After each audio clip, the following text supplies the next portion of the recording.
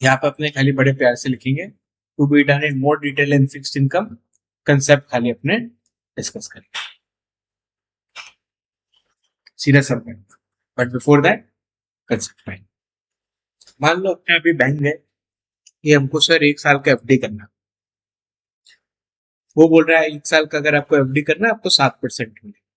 अब हम उसको पूछ रहे हैं कि नहीं हमको 2 साल का भी रेट बता दो, अगर हम 2 साल लॉक इन करते हैं तो क्या बैठता है। बोल रहा है अगर आप 2 साल लॉक इन कर, अच्छा इसको इधर नहीं, इसको इधर नहीं, अगर आप 2 साल के लिए लॉक इन करते हो तो आपको मान लो 6.5 मिलेगा। तो 1 साल के लिए अपने किए, अपने को 7 मिल रहा है, 2 साल के लिए किए तो अपने को 6.5 मिल रहा है। केस 1, हम 1 साल के लिए एफडी किए, 1 बिकेम 1.07 या 100 बिकेम 107। अब हम सोच रहे भाई 1 से 6.5 में लॉक इन करने से अच्छा 1 साल 7% एंजॉय कर लो, फिर जब पैसा आएगा उसको फिर 7% पे डाल देंगे। तो ये थोड़ा आर्बिट्राज नहीं हो रहा, ये 6.5 तो बेकार है। ये इसीलिए है क्योंकि 1 साल बाद 1 साल का रेट नहीं है 7 आज का रेट है फॉर 1 ईयर। 1 साल जब बीत जाएगा तो ये रेट चाहिए ना अपने को, ये रेट नहीं दिया है, तो ये रेट क्या होगा ये हम लोग को निकालना। ये क्या एक्सपेक्टेड रेट है मार्केट, तो मतलब अगर हम आज के डेट में 1 साल करते तो 107 होता, फिर इसको वापस से करेंगे तो एक पर्टिकुलर रेट पे होगा, we don't know that rate, तो 1 × 1 + r 1 साल। पहले यहाँ है 7% मिला, फिर यहाँ जाएंगे तो अभी हम लोग नीचे से जा रहे हैं और ब्लू लाइन में we are at this point in 2 years। यहां से भी यहां जा सकते हैं सीधा एक छलांग मार के 6.5 में।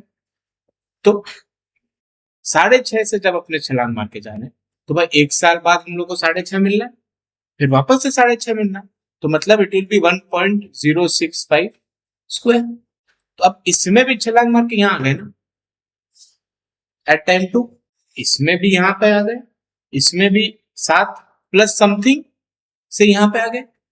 ये दोनों सेम नहीं होना चाहिए वरना तो आर्बिट्राज हो जाएगा, वरना हम 7 में ही कर लेंगे, हम 6.5 में क्यों जाएंगे, नहीं जाएंगे।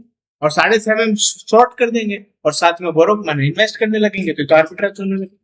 तो इसीलिए अब ये रेट अब निकालना पड़ेगा, ये अपना बैलेंसिंग रेट हो, these two should be equal. मतलब ये रेट क्या होगा 1 + r is equal to 1.065 square divided by 1.0, जो भी आएगा answer.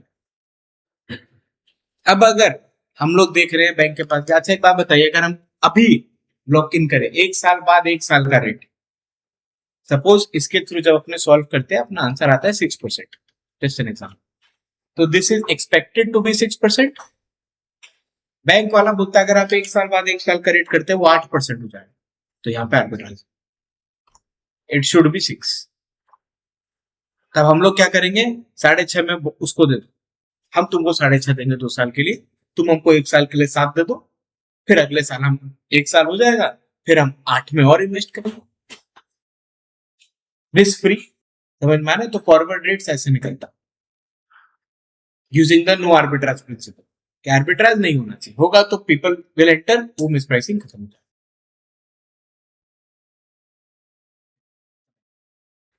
Consider 2 zero coupon bonds, one that matures in 2 years, one that matures in 3 years।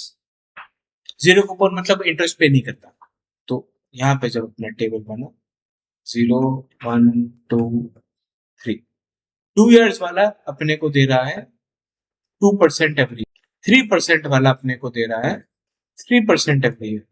Implied 1 year rate 2 years from now, हम लोग को ये रेट निकालना। तो देखो सबसे पहले तो 1.3 से पहले उधर चले जाओ, 1.03 टू द पावर 3, एक स्टेप आ गए, ये खत्म। This should be equal to, भाई अब यहाँ पे जंप मार सकते हैं सीधा, 2 साल का रेट है, अब ये डिस्टेंस कवर करना है इंटू 1 + r 1 साल, ये रेट निकल आए। सॉल्व फॉर x सबसे पहले पक्का। अब थोड़ा सा टिप्स एंड ट्रिक्स, 2 साल के लिए क्या रेट था 2, 3 साल के लिए क्या रेट था 3, मतलब ज्यादा टाइम के लिए हमको बहुत ज्यादा मिल रहा है और शुरू में हमको खाली 2% मिल रहा है। तो अगर दोनों को इक्वेट करना है तो ये रेट को बहुत ज्यादा हाई नहीं होना पड़ेगा, तो it has to be more than 3। वरना एवरेज ही 3 नहीं आएगा, हमको 3 का एवरेज चाहिए। हम पहला 2 साल 2 का एवरेज में खेल रहे हैं, तो लास्ट ईयर तो हमको थोड़ा ज्यादा ही 6 मारना पड़ेगा, और एवरेज कहां से 3 होगा। अब जैसे अपने जो एग्जांपल किए 7 वाला, हम इसीलिए 6 लिए क्यों, क्योंकि हमको तो 6.5 का एवरेज चाहिए था। एक साल हम 7 किए तो अगले साल मोटा मोटी हम 6 करेंगे, काम हो जाएगा। तो ये सबसे थोड़ा एलिमिनेट अगर बैठे तो ध्यान देना, इसको इंपॉर्टेंट करके मार्क करें। देखो नेक्स्ट अब अपने आ रहे हैं फॉरवर्ड रेट एग्रीमेंट। देखो तो जैसे अपने स्वैप पढ़े थे, तो स्वैप पे अपने क्या पढ़े कि suppose we will pay 8%, we will get market rate. This is also a type of forward rate agreement, FR. तो एफआर क्या होता है, हम फिक्स कर देते हैं कि मेरे को इतना % पे करना है और हमको मिलेगा मार्केट रेट। वापस से एफआर क्या होता है, हम फिक्स कर लेते हैं कि हम देंगे 8, जो मार्केट रेट है वो हमको दे। तो if I am a long FR, हम बाय करके रखा है, मेरा फिक्स्ड पेमेंट है, मेरे को मिलेगा market rate. Which means of interest rate derivative is an FRA, fixed rate pair long, जो लॉन्ग है वो फिक्स्ड पे कर रहा है, will pay the forward rate and receive the floating MR.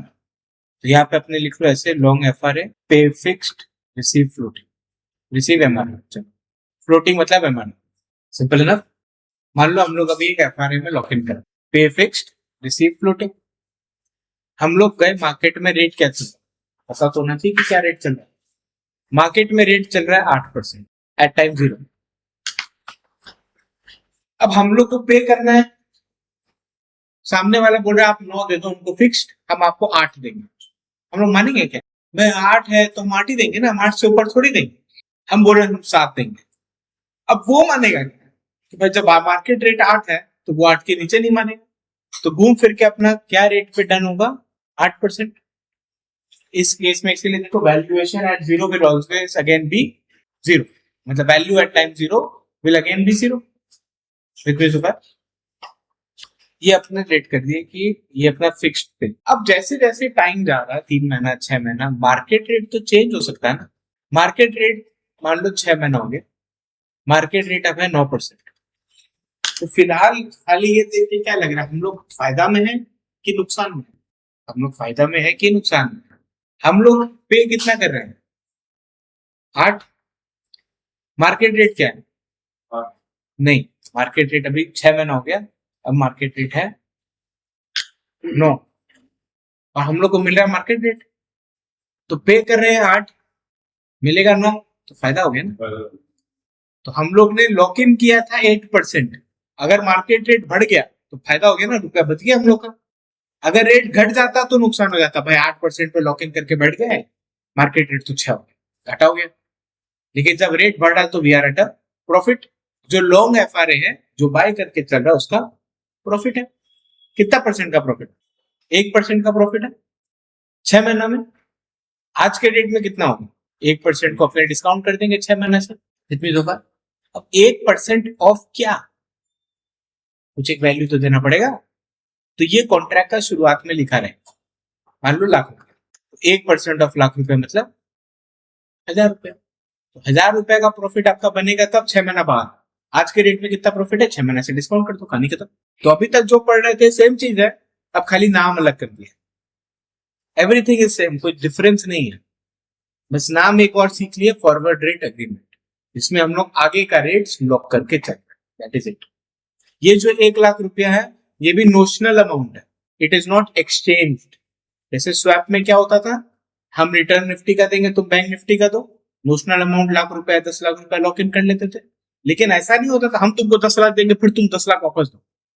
वो अंडरस्टूड है कि वो एडजस्ट हो चुका है। सेम कंसेप्ट इसका भी, हम लाख रुपया दे नहीं रहा किसी को, वो एडजस्ट हो चुका है कि हम बोरो किया है एट 8%, हम तुमसे लाख रुपया ले लिए, हम तुमको 8% देंगे ब्याज। तुम हमसे लाख रुपया ले लिए, अब तुम हमको एमआरआर दो, तो लाख रुपया कैंसिल आउट हो गया। हम तुमको 8 देंगे, तुम हमको एमआरआर। क्लियर है, बस हो गया। ये सब 9/12, ये सब 9 मंथ्स, 3 मंथ्स, वो सब का खाली डिस्काउंटिंग और कुछ नहीं है। एक बार ये सम पे आ जाएंगे। देखो, consider a 3 month forward, consider a 3 month forward on a 6 month MR with a notional principal of 1 million। 9 क्यों? क्योंकि 3 मंथ फॉरवर्ड है, 6 month MRR। At settlement in 3 months, the buyer receives the present value of the realized MRR। इसमें information कम है, इस पे same ही चीज है। Assume that the 3 month MRR is 1%, इसीलिए 1%। तो 3 मंथ MRR अपना था 1%। आफ्टर 6 मंथ्स या sorry after 3 months market rate तो चेंज हो सकता है, तो क्या रेट था? मान लो भी 4%, तो 3% बन रहा। डिवाइड बाई 2 क्यों किए? भाई 6 महीना था। समझ में आ रहा है ये पार्ट? वापस से नीचे सेम सम कर रहे हैं, बट यहाँ पे इन्फॉर्मेशन कम था, इसलिए -1 बस समझा दिया। वाई -1 ये इसकी वजह से, ऐसे -1 कोई फॉर्मूला बोल के नहीं। Assume that 3 month MRR is 1%, 9 month MRR is 1.2%। 3 month MRR is 1%, 9 month पूरा is 1.2%। Adjusting for periodicity, no arbitrage condition, मतलब ये कितना होगा, ये पार्ट कितना होगा?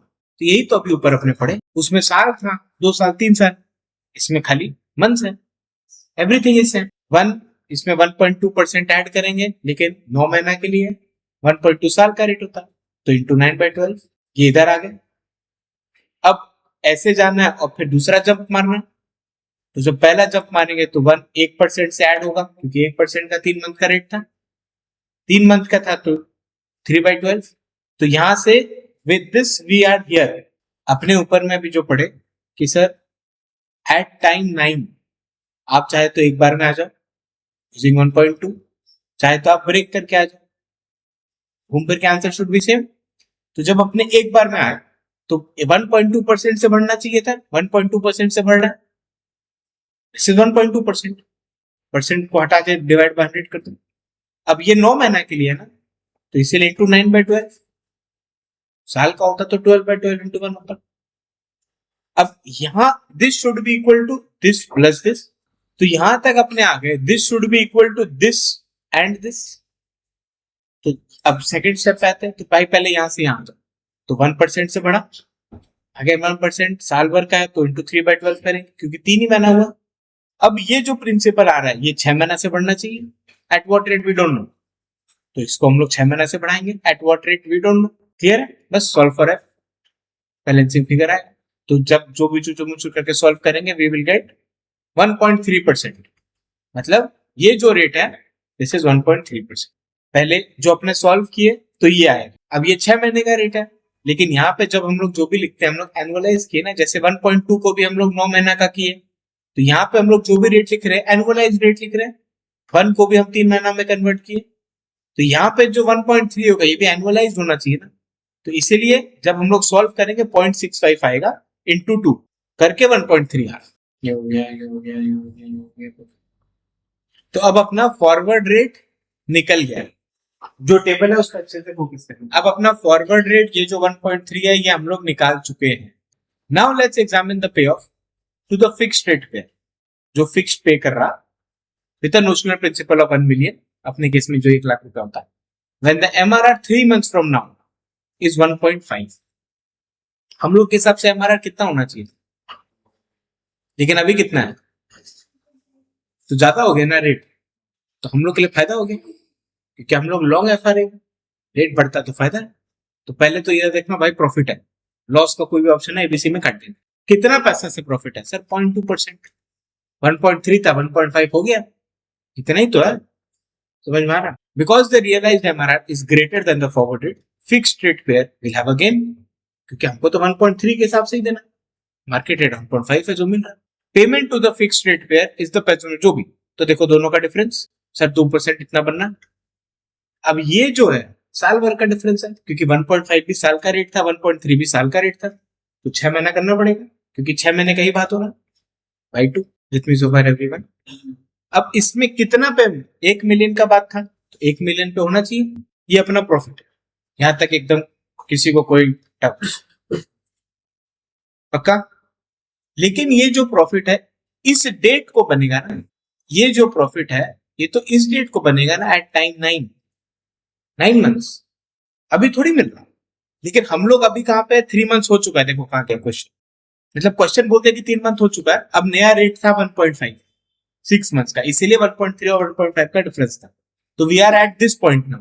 अब ये डेटा अपना जो अपने डिस्कस किए पास्ट इज यूजलेस।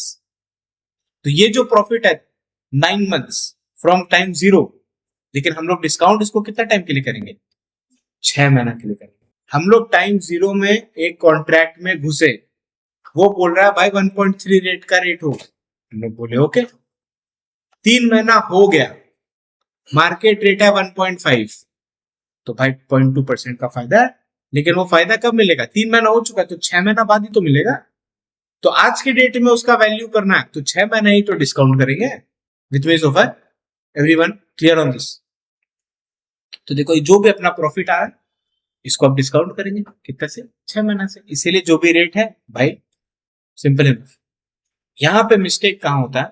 सर इसको जब हम डिस्काउंट कर रहे हैं, हम 1.3 से डिस्काउंट करें कि 1.5 से डिस्काउंट? क्योंकि दोनों ही रेट है। 1.3 शुरू का रेट, 1.5 अभी का रेट है। तो भाई हम अगर कुछ, हाँ भाई आज अगर हम अभी कुछ एफडी करें सपोज, तो हमको तो 1.5 मिलेगा अपॉर्चुनिटी कॉस्ट, तो डिस्काउंट भी हम आज का रेट से करेंगे। इसीलिए हम लोग 1.5 से करेंगे। चाहे तो ये कंसेप्ट डिस्काउंटिंग आज का रेट से इसीलिए करेंगे क्योंकि अपॉर्चुनिटी कॉस्ट में आज एफडी करते तो 1.5 के हिसाब से तो मिलेगा, तो इसीलिए हम लोग 1.5 के बेसिस पे रियलाइज्ड पे ही, रियल पे जो हाँ आज का है हमारा उस पे करेंगे डिस्काउंट। बस ये चीज ध्यान। तो अपना 900 रुपए बन रहा है। FRAs are mostly used by institutions to manage volatility of their interest rate sensitivity assets and liabilities. FRA is equivalent to a single period swap. जैसे swaps में बहुत सारा पेमेंट्स हो जाता है, FRA is equivalent to one single period swap. एक period होके खत्म। स्वैप में तो बहुत बार पेमेंट होगा ना। Swap is a series of payments. हम 5 साल का स्वैप बुक है, हर साल हम लोग रुपए एक्सचेंज करेंगे। FRA one series of payment exchange. Single period swap, multiple period swap are used by investors and issuers to manage interest rate